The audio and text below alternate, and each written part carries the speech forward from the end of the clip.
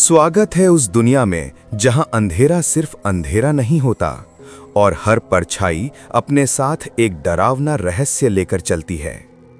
डरावनी कहानियों का अपना एक अलग ही रोमांच होता है। यहां एक रोंगटे खड़े कर देने वाली कहानी है।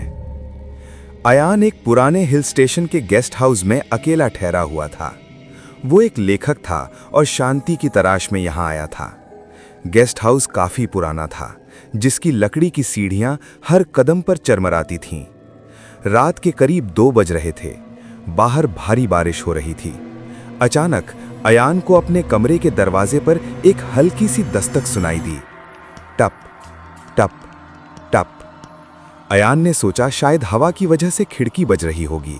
उसने नजरअंदाज कर दिया, लेकिन फिर एक आवाज आई, एक धीमी कांपती हुई औरत की आवाज। क्या आप मेरी मदद करेंगे? मेरा बच्चा खो गया है।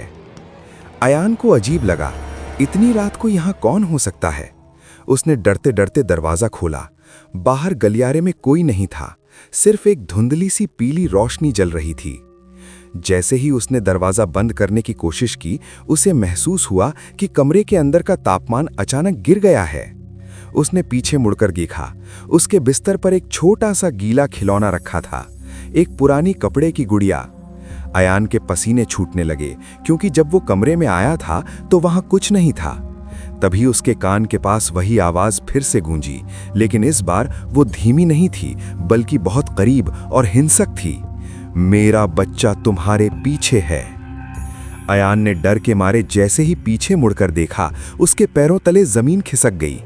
ड्रेसिंग टेबल के आईने में उसका अपना चेहरा नहीं दिख रहा था।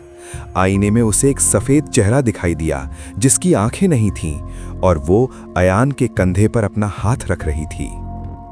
अयान चिल्लाते हुए कमरे से बाहर भागा और सीधे मैनेजर के केबिन में पहुंचा।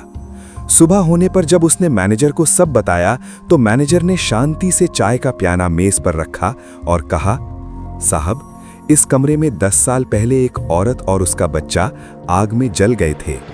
अजीब बात यह है कि वो औरत सिर्फ उन्हीं को दिखती है जिनकी मौत करीब होती है। अयान के हाथ से चाय का कप गिरकर टूट गया। उसने अपने हाथ की तरफ देखा। उसकी खाल धीरे धीरे काली पड़ रही थी, जैसे वो अभी अभी जलना शुरू हुई हो।